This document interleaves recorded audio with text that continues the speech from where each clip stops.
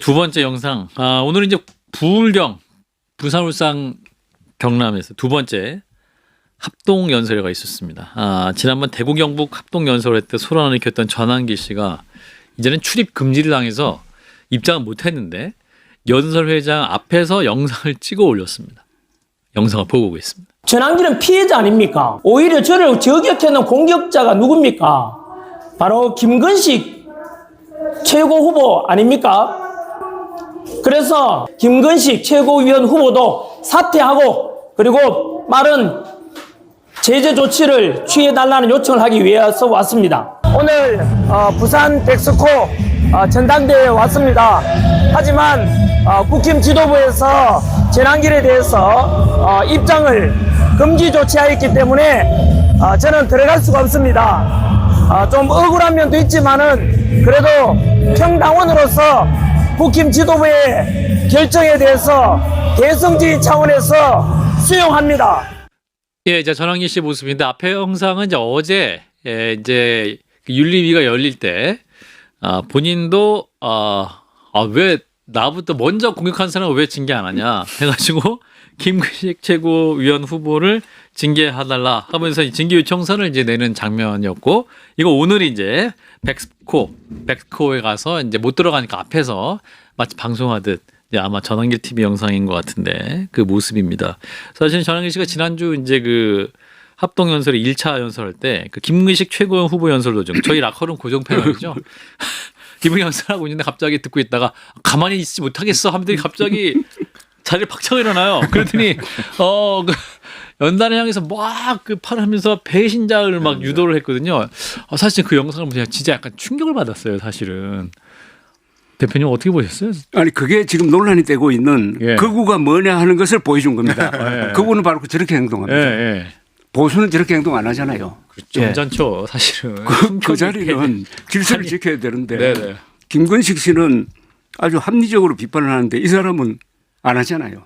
네, 저는 결과적으로는 김근식 후보에게 아주 유리한 상황이 됐다는 생각이 들어요. 오히려? 결과적으로 혁신론자와 부정선거론자의 구도가 만들어졌고 네. 국민의힘이 어떤 방향으로 나아가야 되는지를 김근식 후보가 잘 보여줬던 사례였다. 제가 낚시를 하진 않지만 좋아하는데요. 낚시 보는 걸 좋아하는데 이 드롭샷 피싱이라는 낚시법이 있거든요. 바닥에다가 떡밥을 떨궈서 작은 고기들이 모이게 한 다음에 그 소란을 통해 가지고 큰 고기가 모이면 한 번에 낚아채는 게 드롭샷 피싱인데요. 딱 그 격이에요. 이렇게 뭔가 연설로서 호통을 치고 우리가 부정선거로 함께 하면 안 된다라고 얘기를 하니까 당원들과 전환길 강사가 막 이렇게 막 반발을 하잖아요. 그걸로써 이렇게 대중에는 국민의힘이 지금 안에서는 혁신론자와 부정선거자 이렇게 충돌하고 있구나라는 것을 보여주고 있는 것이기 때문에 전략적으로는 상당히 저는 김근식 후보가 잘했다는 생각이 들고, 그런데 전환길 강사는 제일 문제가 자기의 행동이 지금 문제가 되는 걸 모르는 게 가장 큰 문제인 것 같아요. 본인의 유튜버에서도 뭐라고 얘기하냐면 내가 이렇게 나오고 해주니까 전당대회가 더 흥행이 되는 거 아니냐라는 말도 안 되는 소리를 하고 있거든요. 이거는 제가 볼 땐 뭐 이념이나 신념의 문제가 아니라 좀 과격하게 말씀드리면 좀 정신학적 문제라고 좀 봅니다. 이 부정선거라는 망상에 막 허덕대고 있는 것들을 봐도 또 상당히 좀 이렇게 관심을 갖고 싶어하는 것을 보면 정신적인 어떤 뭔가 심리 상담이 필요하겠다. 사실 오은영 선생님한테 가셨으면 좋겠다는 생각도. 오은영 선생님한테 가서 심리 상담을 좀 받았으면 좋겠다는 생각이 들 정도로 부정선거 금쪽이라는 별명까지 좀 부정선거 금쪽이라는 별명까지 붙여드리고 싶을 정도입니다. 그런데 전환길이라는 존재가 하나의 미끼가 됐어요. 미끼. 전환길을 계속 물고 있습니다. 김문수, 장동혁, 맞아요. 등등등 이런 사람들이 딱 물어가지고 이게 어느 쪽으로 가는지 하는 건데 한 방에 다 정리될 수도 있다는 생각이 들어요. 한 방에. 그래서 결과적으로는 김건식 후보가 제일 덕을 많이 보았는지. 그렇죠. 요새 여론조사하면은 꽤 높게 나오더라고요. 안정권에 들어간 것 같아. 그렇군요. 근데 이분이 이제 본인은 그날 첫 번째 간 날이 오히려 전환길 뉴스임을 밝히고 언론 프레스 비표를 수령했다는 입장인데, 사실은 언론사 기자면 그 정당 당원 가입하면 안 되는 거잖아요. 그러니까 당원이기도 하고 전환길 뉴스로서 언론 프레스 비표를 수령했다는 건데, 그럼 이게 사실은 뭐 이게 우리 사무총장도 당 시스템 아시겠습니다만 언론사의 비표 프레스를 주려면 일단 뭐랄까 인정받고 뭔가 담당자들이 언론이랑 인정받는 그런 분들한테 비표를 주는 거 아니에요? 보통 이제 지자체에서 뭐 행정 광고비가 집행된다든지 네. 비표를 세우는 나름의 기준들이 회사마다 있을 텐데요. 네. 뭐 언론 ABC 협회라고 해가지고 발행 부수라든지 출간 어떤 기간 등을 살펴봐서 언론에 해당하는지 안 해당하는지를 보고 뭐 프레스를 배부하거나 그러는데 네. 누가 전환길 강사를 언론으로 보겠습니까? 그리고 전환길 강사 그러니까 전환길 뉴스를 언론으로 인정을 해서 프레스를 배부받다는 게 아니라 다른 언론사의 비표를 빌렸다는 거잖아요, 지금. 그러니까 언론도 아닌데 타 언론사의 비표를 목걸이만 빼가지고 자기가 차고 들어가서 이건 언론 탄압이라고 주장하는 걸 이 총극을 우리가 지금 어떻게 봐야 되는가라는 생각이 들고 자꾸 이렇게 전환길 강사가 득세하는 이유는 저는 국민의힘 때문이라고 봐요. 이번 얼마 전에 보수 유튜버 대연합 토론회를 열었답니다. 그렇죠. 거기서 김민수 최고위원 후보부터 뭐 김재원, 김태우, 손봉규 최고위원 후보가 네. 사실상 면접을 보면서 네. 이 뭐 전환길 강사와 성창경 TV 같은 이른바 극단적인 유튜버 분들과 이렇게 말씀을 나누는데 네. 어떤 얘기가 오가냐면 김민수 후보가 전환길 강사는 혜성처럼 나타났다. 국민들에게 한마디 한마디 힘이 되었다라는 말을 하고 네. 거기에 맞받아쳐가지고 전환길 강사는 야 김민수 후보가 나중에 제2의 박정희가 될 만큼 훌륭한 사람이다라고 박정희? 네, 제2의 박정희가 될 만큼 훌륭한 사람이 나중에 대통령이 될 사람이다라고 티키타카를 하고 있어요. 그러니까 이게 지금 겉으로는 징계를 하겠다고 하지만 이미 지금 국민의힘이 이렇게 뭔가 전환길 강사와 일심동체화된 겁니다. 이렇게. 아니 전환길 씨가 그 최고위 후보자 4명한테 이렇게 질문을 해요. 지금 현재 국민의힘의 상태를 보면 친한파가 득세하고 있고 당을 어렵게 만들고 있다. 이거 척결해야 될 것 같은데 어떤 입장이냐? 당에 이대로 내버릴 것이냐 아니면 척결할 것이냐 4명한테 질문을 해요. 그러니까 막 김민수 후보, 김재원 후보 이런 분들이 막 또 이게 그분들 문제다 이런 취지로 계속 답변을 하고 있어요. 이게 저는 이게 무슨 상황인가? 그건 굉장히 위험하다고 보는데요. 예. 저 자료가 예컨대 지금 이 정부 여당이 추진하는 것으로 보이는 예.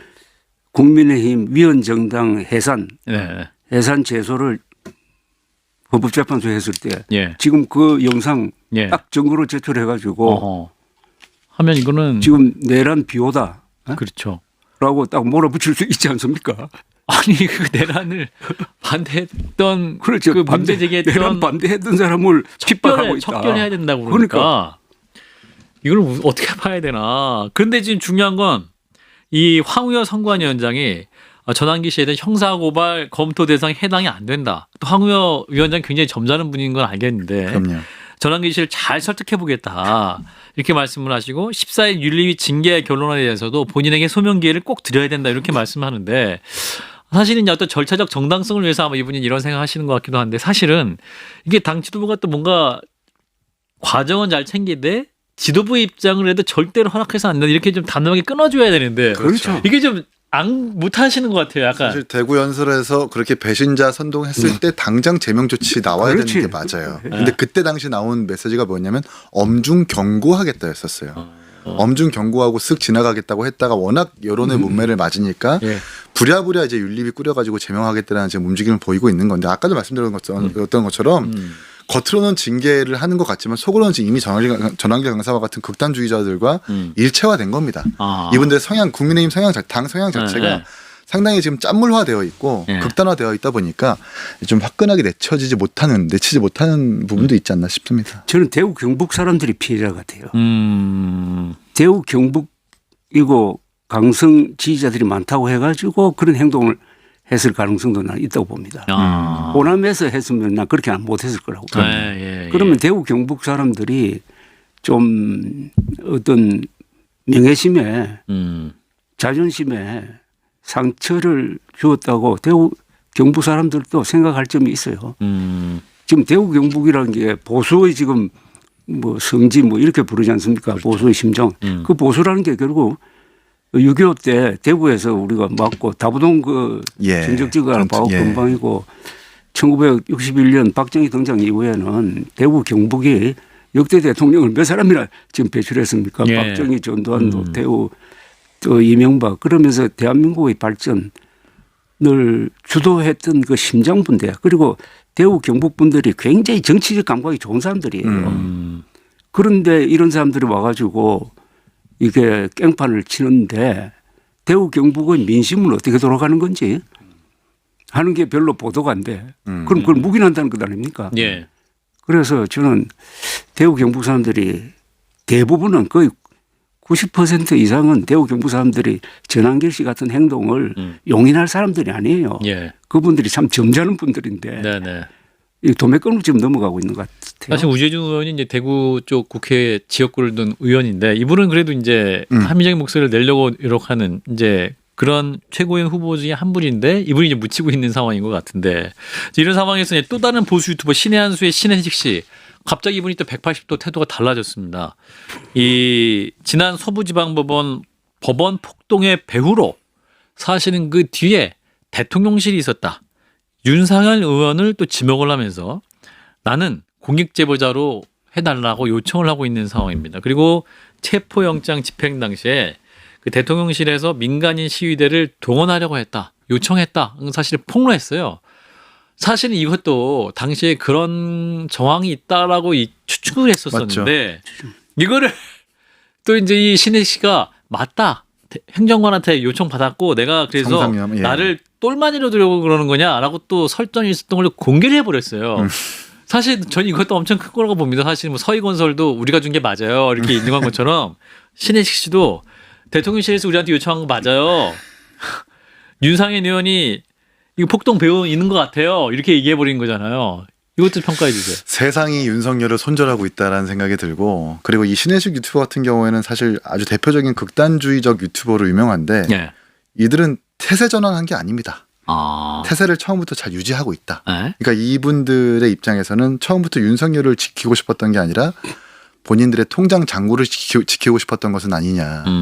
계엄 국면부터 3개월 동안 이 신혜식 씨가 운영하고 있는 신혜한수 TV 같은 경우에는 유튜브 플레이보드에 따르면 받았던 슈퍼챗만 지금 3억이 넘는다고 합니다. 아하. 자꾸 극단주의적인 말을 하고 예. 자극적인 말을 하면서 예. 슈퍼챗을 빨아들이는 그런 구조 속에서 그래서 윤석열 대통령을 돈벌이 수단으로 사실 전락시키고 도구화한 거지 처음부터 보수의 가치를 지킨다거나 뭐 윤석열 대통령을 지키고 싶어서 했었던 것은 아니고 다른 유튜버들도 이 사례를 보면서 좀 시사점을 가져야 된다고 생각을 해요. 예. 이 구독자들도 마찬가지고요.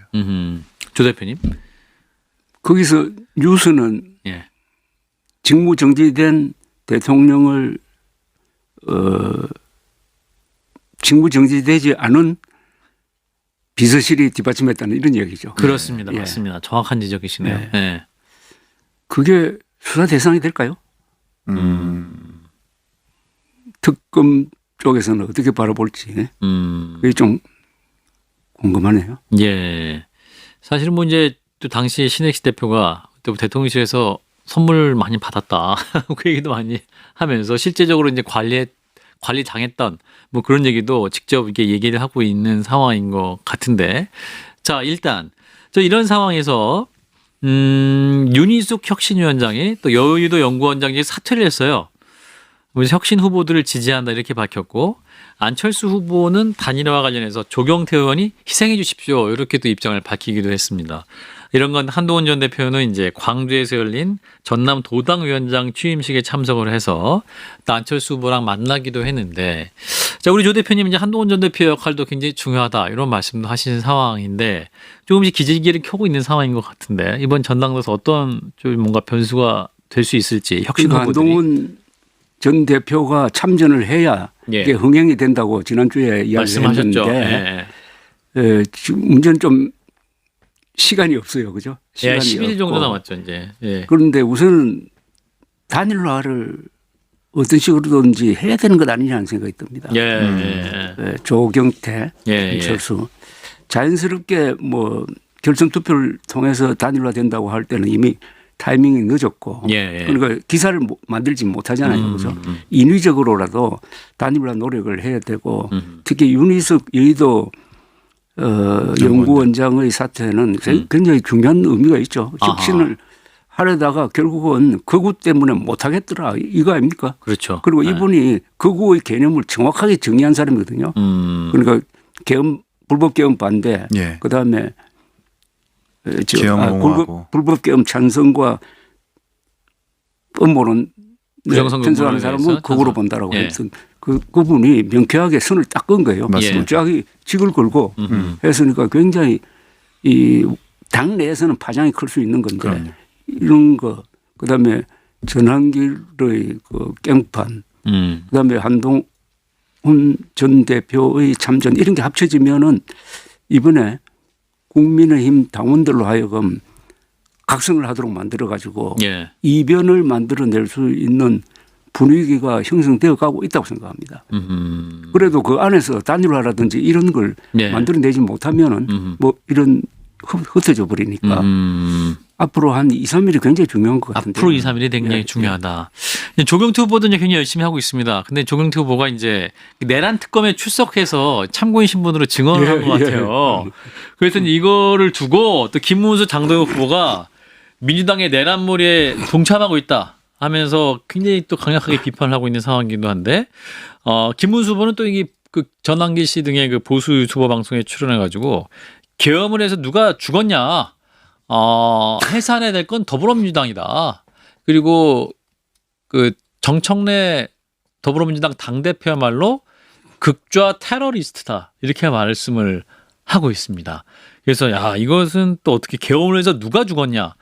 이런 말은 이거 정말 이거 어떻게 봐야 됩니까? 이 내란 공소장에 네. 따르면요. 네. 곽종군 특정사령관의 지시를 받았었던 네. 이상현 제1공수여단장 같은 경우에는 본인의 차에다가 그러니까 국회에다 군대를 투입하면서 5.56mm 실탄 12발과 그리고 그 휘하 대대가 사용할 수 있는 실탄들을 한 28,000발을 싣고 국회로 진입했다라는 것 아닙니까? 예. 그러니까 유사시에는 이른바 윤석열 대통령이 규정했었던 반국가 세력이라고 규정한다면 그런 사람으로 분간이 됐을 때 유사시에는 쏠 수 있었던 가능성도 분명히 있었던 거거든요. 예.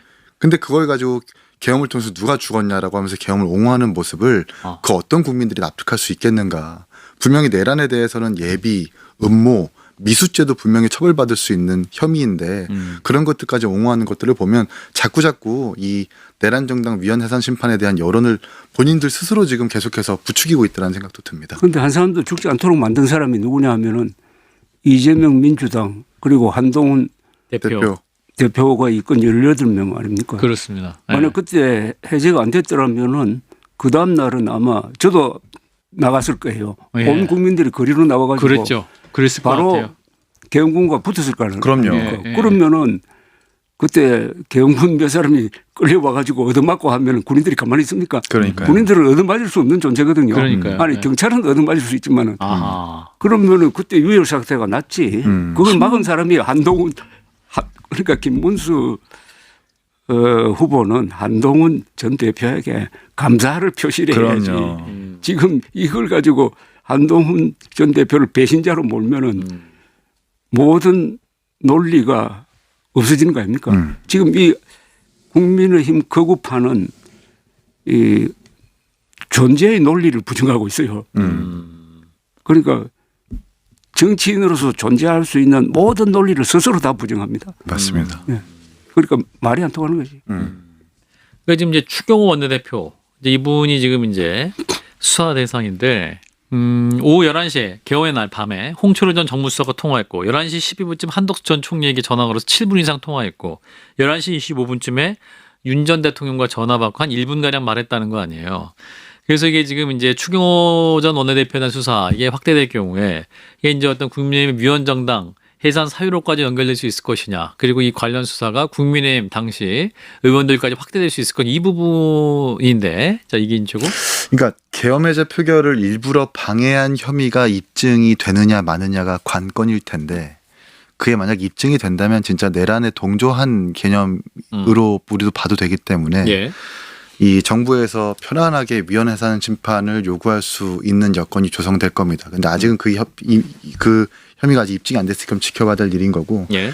통진당 사례에서 보면은 개별적인 형사처벌로는 정당 자체의 위험성이 제거되지 않는 등 해산 결정 외에는 통진당의 고유한 위험성을 제거할 수 있는 다른 대안이 없다라고 하면서 정당 해산을 했거든요. 그러니까 개별적인 형사처벌로도 이 정당의 위험성을 제거하지 못한다면 이건 그냥 정당 해산이 맞다라고 하는 건데 지금 이런 식으로 가고 있거든요. 만약 추경호 대표가 진짜 계엄 해제를 방해하기 위해서 본회의장 불렀다가 당사로 불렀다가 하는 그 의도가 명확하게 드러나진다면 예. 통진당 사례도 어느 정도 적용이 가능하지 않을까라는 생각도 듭니다. 그런데 이 통진당 해산의 근거가 된 게 당시 이석기 의원이거든요. 맞습니다. 이석기 의원의 알로 조직이 내란을 이제 음모했다 해가지고 내란 음모로 기소를 했는데 예. 그게 내란 선동으로 바뀌었습니다. 맞습니다. 그래가지고 징역 9년을 받았어요. 예. 근데 지금 이 국민의힘은 내란 실행 아닙니까? 그죠? 그러니까 국민의힘이 뽑은 윤석열 대통령이 내란 실행을 했고 그다음에 추경호 원내대표는 그 내란 실행을 도와주기 위해서 일부러 국회의원들을 당사로 불렀다. 네. 뭐 이렇게 물론 이렇게 설명을 할 수 있을 거예요. 추경호 의원이나 그때 표결에 불참했던 의원들은 자기들은 비상계엄령 선포에 진짜 이유가 있다고 봤다. 예컨대 거대한 간첩망이 뭐 체포됐다든지 북한이 지금 당장 공격하려고 하는 그래서 정보가 확실하지 않는 상황에서 뭐 주저했다 이렇게 할 수 있는데 한덕수 당시 총리와 통화를 하면서 한덕수 당시 총리가 지금 국무위원들이 반대하고 있다. 말하자면 이 계엄은 부당하다는 취지의 이야기를 했다는 것 아닙니까? 그거는 상당히 좀 추경호 원내대표에게 불리하게 작용할 것 같고요. 그렇군요. 그다음에 지금 국민의힘이 예컨대 극우파가 이번에 당권을 잡으면은 극우파라는 게 뭡니까? 결국 윤석열 내란파라는 이야기거든요.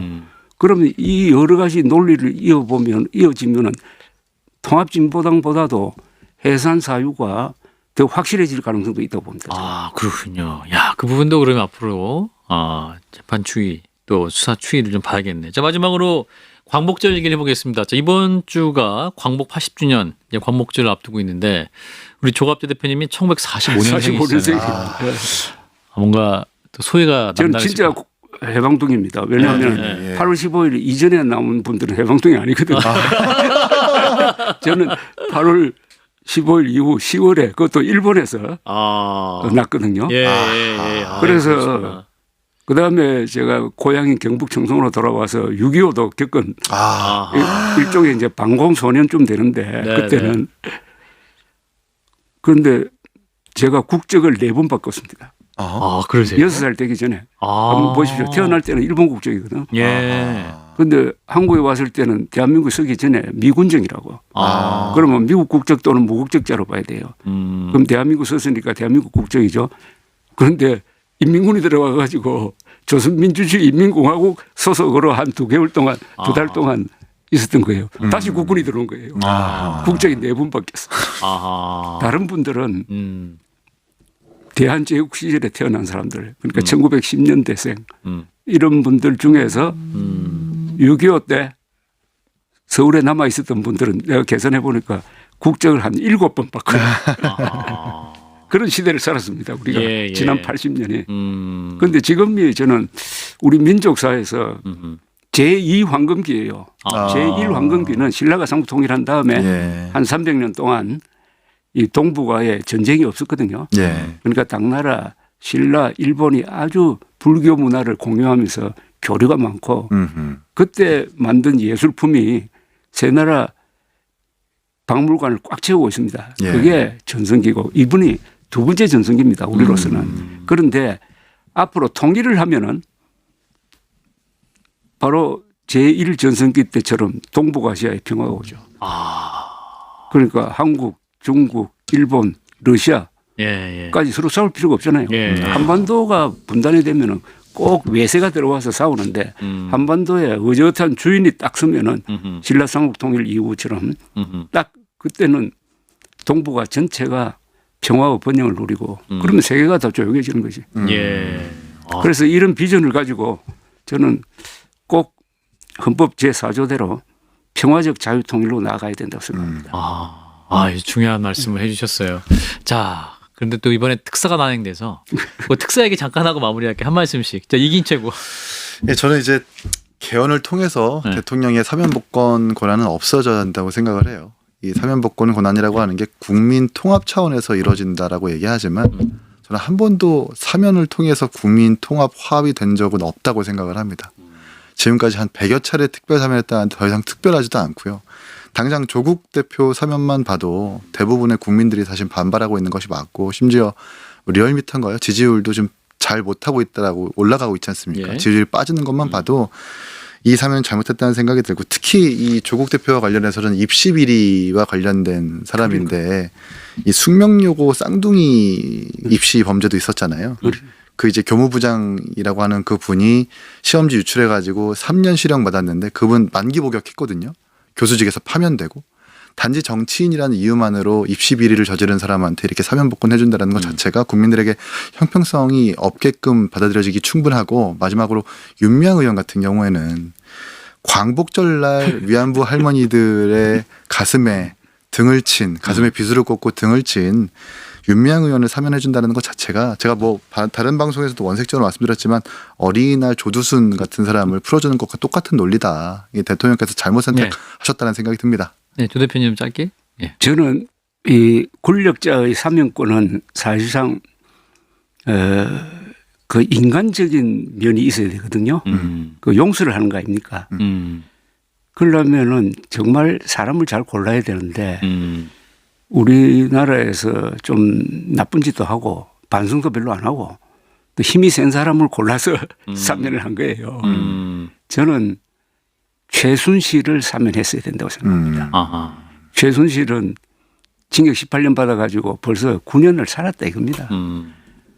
조국 씨는 형기 3분의 1밖에 안 잡았잖아요. 그리고 그와 관련된 모든 연루자들은 다 사면됐는데 아무 정당도. 그런데 이거는 정말 국민의힘이 결자해지했어야 돼. 그리고 박근혜 전 대통령이 사면해달라고 편지 하나 썼어야 되지 않을까 하는 생각이 듭니다. 그러니까 휴머니즘이 없는 사면. 예. 자, 일단 여기까지 마무리하겠습니다. 우리 조 대표님 예, 도움 말씀 드리니까 좀 찡해서 앞으로 더 건강하시길 바라는 말씀을 드리면서 오늘 마무리하겠습니다. 여러분 고맙습니다. 감사합니다.